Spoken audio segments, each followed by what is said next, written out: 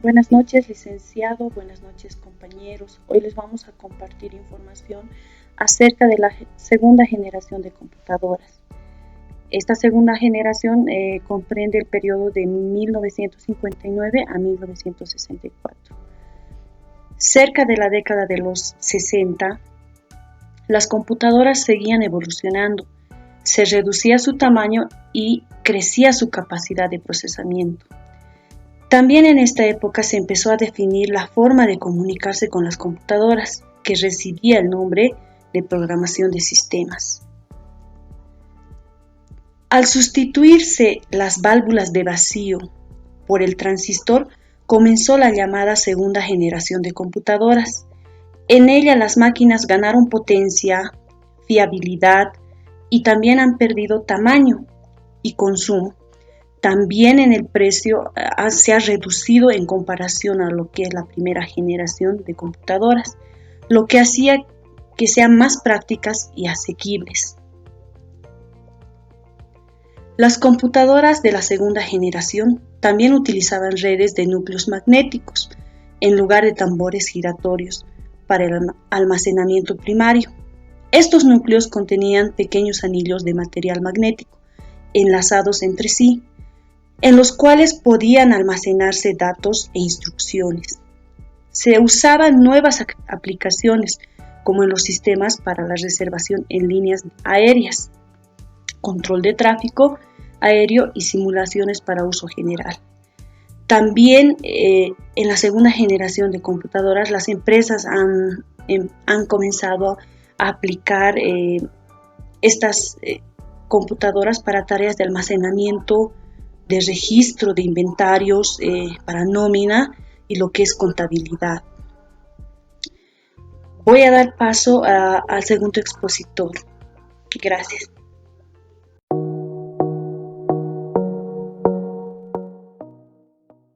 Buenas noches, compañeros.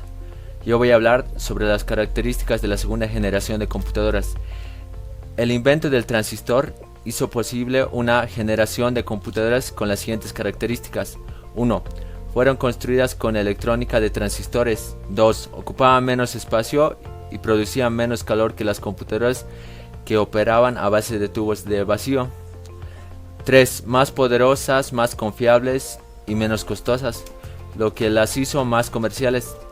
Se programaban con lenguajes de alto nivel, lo que permitía nuevas utilidades en las que podía utilizarse. Utilizaban redes de núcleos magnéticos en lugar de tambores giratorios para el almacenamiento primario, que contenían pequeños anillos de material magnético vinculados entre sí, en los cuales podían almacenarse datos e instrucciones.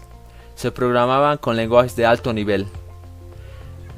En 1962 se desarrolló el primer juego de ordenador llamado Spacewar. La DEC lanzó el PDP-1, su primera máquina orientada al uso personal técnico, en laboratorios y para la investigación. En 1964, la IBM anunció la serie 360, que fue la primera familia de computadoras que podía correr el mismo software en diferentes combinaciones de velocidad, capacidad y precio. También abrió el uso comercial de microprogramas y un juego de instrucciones extendidas para procesar muchos tipos de datos, no solo aritmética. Además, se unificó la línea de productos de IBM, que previamente a este tiempo tenía dos líneas separadas, una línea de productos comerciales y una línea científica. El software proporcionado con el System 350 también incluyó mayores avances. incluyendo multiprogramación disponible comercialmente, nuevos lenguajes de programación e independencia de programas de dispositivos de entrada y salida. Más de 14.000 unidades del System 360 habían sido entregadas en 1968. Con esto concluyo mi parte de la exposición. Gracias.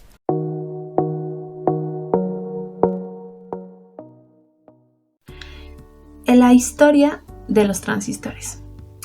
En el año 1925, el físico Julius Edgar Lillient solicitó en Canadá una patente de un método y un aparato para controlar corrientes eléctricas. Él hasta ahora se considera el antecesor de los actuales transistores, a pesar de que no publicó ningún artículo de investigación. El inventor Oscar Hale patentó en Alemania y Gran Bretaña un dispositivo casi similar. 4 años después, los alemanes Robert Pohl y Rudolf Hirsch experimentaron con cristales de bromuro de potasio usando 3 electrodos, con los cuales lograron la amplificación de señales de 1 Hz. El 17 de noviembre de 1947, los rusos estadounidenses John Barden y Walker House Brattain pertenecían al laboratorio Bell. Ellos observaron que cuando 2 contactos puntuales de oro eran aplicados en un cristal de germanio, se produjo una señal. En este trabajo también aportó el físico William Shockley, que también tenía conocimiento de los semiconductores. El término de transistor fue sugerido por el ingeniero John Barden, que está basado en dispositivos semiconductores, también conocido como el termistor y el varistor, que se basa en la propiedad de transferencia del dispositivo. Ellos fueron galardonados con el Premio Nobel de Física en 1956 por sus investigaciones de conductores y descubrir el efecto de transistor. En 1948 fue inventado el transistor de contacto por el físico Herbert Matare y Regis Wallner. Ellos sacaron su dispositivo llamado transistron, que se usó en la red telefónica. El primer transistor de alta frecuencia fue el transistor de barrera, que fue desarrollado por John Tylett y Richard Williams en el año 1953.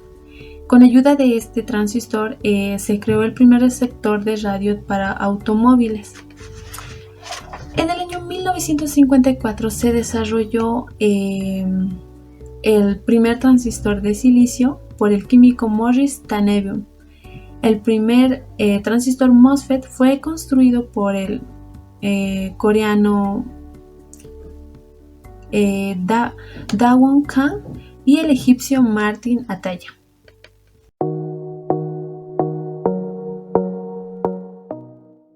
Buenas noches, licenciado. Buenas noches, compañeros. Yo les voy a explicar un poco de los transistores en la computadora. La invención del transistor en 1948 trajo grandes cambios en el desarrollo de las computadoras. El transistor reemplazó los grandes tubos de vacío de los televisores, radios, computadoras. Esta tecnología se incorporó en 1956 a las computadoras, lo cual dio mejoras significativas en cuanto a velocidad, fiabilidad, eficiencia, tamaño, consumo, necesidades de ventilación. Las primeras máquinas que tomaron ventaja de esta tecnología del transistor fueron las supercomputadoras Street de IBM y LARC, ambas dedicadas a aspectos científicos. El IBM 7030, también conocido como Street, fue el primer superordenador transitorizado de IBM. El primero fue entregado a Los Álamos en 1961. Originalmente tenía un precio de $13,5 millones, pero su incapacidad para cumplir sus estimaciones de rendimiento agresivo obligó a reducir el precio a tan solo $7.8 millones. A comienzos de los años 60 se desarrolló un gran número de computadoras exitosas comercialmente y fueron utilizados en los negocios, las universidades y el gobierno. Tuvieron mejoras en almacenamiento de disco, memoria, sistema operativo y programas. Un importante ejemplo fue el IBM 1401, el cual fue aceptado universalmente por la industria. En cuanto a la importancia de los transistores en la computadora, podemos decir que toda la tecnología actual está basada en ellos. desde la electrónica de potencia hasta la electrónica lógica, pasando por la radiofrecuencia. Los procesadores y microcontroladores de dispositivos electrónicos están construidos mediante una cantidad increíble de transistores. La electrónica que alimenta estos procesadores está basada en el uso de transistores para hacer estable las transmisiones inalámbricas desde el Wi-Fi hasta el Bluetooth, en la radio FM o AM, o cualquier modo de transmisión inalámbrica se basa en transistores. El sistema binario 1 y 0 es la base de la informática. El transistor permite controlar el paso de corriente encendido 1 y apagado 0. Otros dispositivos electrónicos también pueden hacerlo, por ejemplo las válvulas de vacío. Pero por su construcción, un transistor puede ser miniaturizado de forma que millones de ellos caben en un solo chip. No podrías hacer esto con las válvulas, también requieren mucho menos energía para funcionar. Ahí la verdadera importancia de la informática: menos espacio, menos consumo, menor costo y mayor capacidad.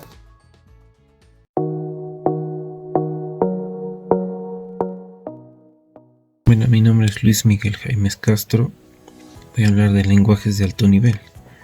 Para empezar, se puede definir un lenguaje de programación como el conjunto de símbolos y de reglas para combinarlos que se usan para expresar algoritmos. Los lenguajes de programación, a semejanza de los lenguajes que usan los humanos para comunicarse, poseen un léxico, una sintaxis que indica cómo realizar las construcciones del lenguaje. Los primeros lenguajes de programación surgieron de la idea de Charles Babbage, el cual se le ocurría a este hombre a mediados del siglo XIX. Consistía en que denominaba la máquina analítica, que por motivos técnicos no pudo construirse hasta mediados del siglo XX. Con él colaboró Ada Lovelace, la cual es considerada como la primera programadora de la historia, pues realizó programas en aquellos supuestas máquinas de Babbage en tarjetas perforadas. Estos lenguajes son los más utilizados por los programadores. Están diseñados para que las personas escriban y entiendan los programas de un modo mucho más fácil que los lenguajes máquina o ensamblador. Un programa escrito en lenguaje de alto nivel es independiente de la máquina, y los programas escritos en lenguajes de alto nivel pueden ser ejecutados con poco o ninguna modificación en diferentes tipos de computadoras. Son lenguajes de programación en los que las instrucciones enviadas por el ordenador ejecuten ciertas órdenes similares al lenguaje humano.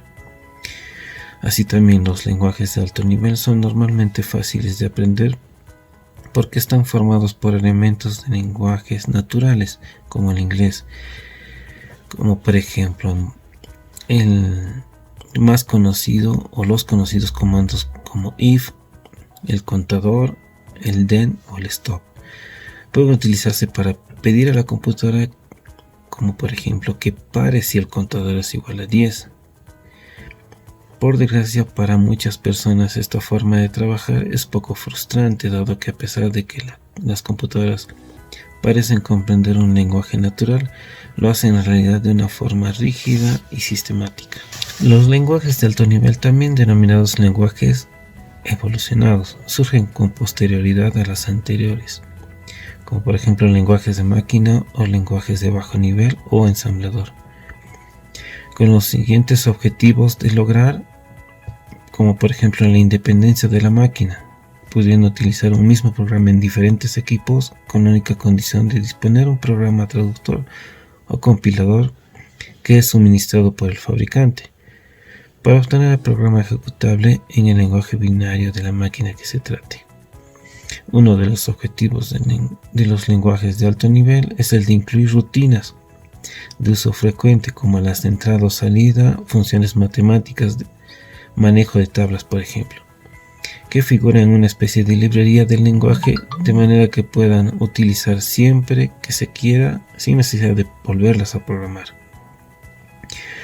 Ya entre los lenguajes de alto nivel, los más destacados tenemos el Fortran, que es un lenguaje que se basa en la utilización de tarjetas perforadas conteniendo instrucciones para que el computador pueda plasmar los resultados de dichas instrucciones.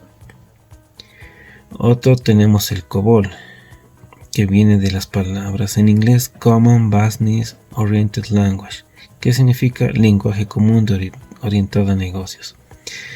Se destacó por el manejo estructurado y la utilización de variables globales como algo novedoso.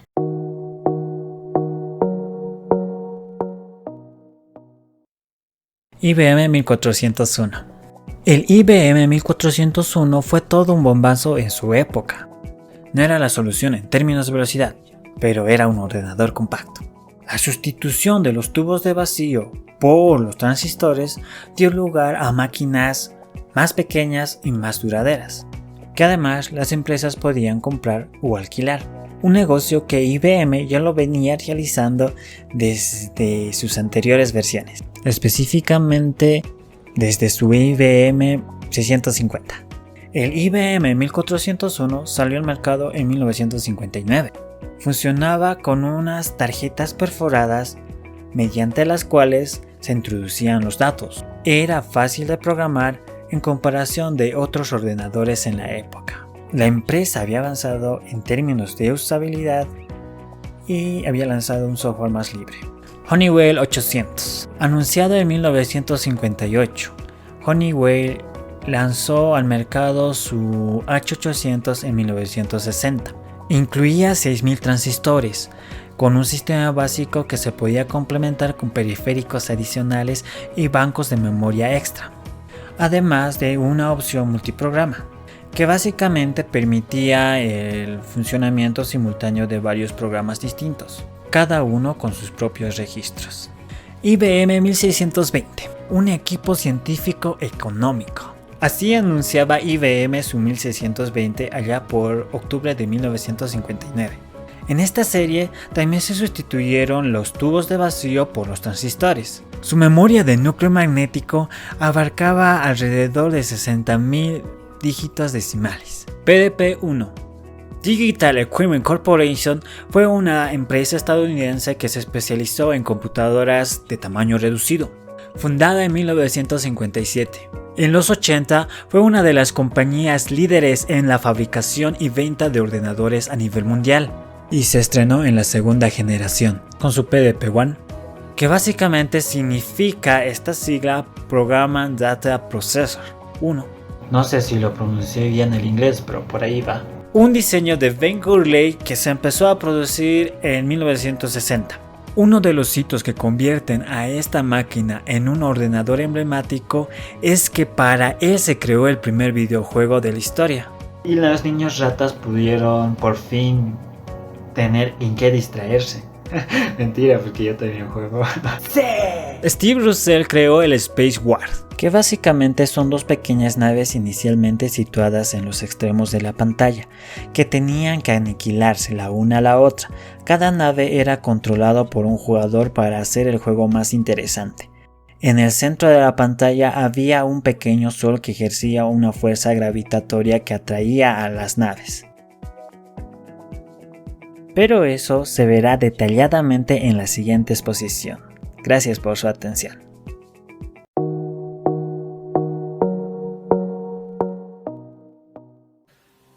El primer videojuego interactivo para un ordenador. En los años 1960 aparecen los primeros videojuegos destinados para entretener. En una combinación de diversión, espíritu hacker y ganas de aprender, aparece este juego llamado Space Ward, que nació en el seno de la MIT. Space Ward, considerado como el primer videojuego interactivo para un ordenador, fue desarrollado en los años 1962 por Steve Russell junto con otros estudiantes en un ordenador PDP-1.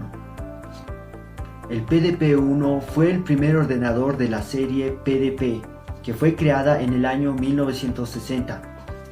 Este ordenador trabajaba a 200 kHz y realizaba 100.000 operaciones por segundo. Usaba rollos de cinta perforada, usaba un monitor CRT de salida y también usaba una máquina de escribir a modo de consola.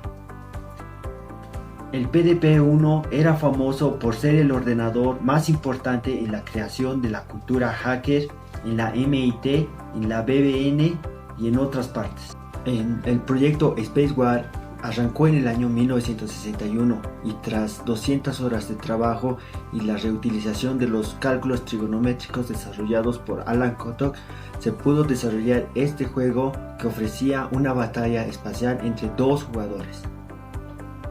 Space War se apoyaba en la trigonometría. Fue un banco de pruebas y cálculos complejos. El juego fue la base para muchos hacks, ya que compartía un código abierto.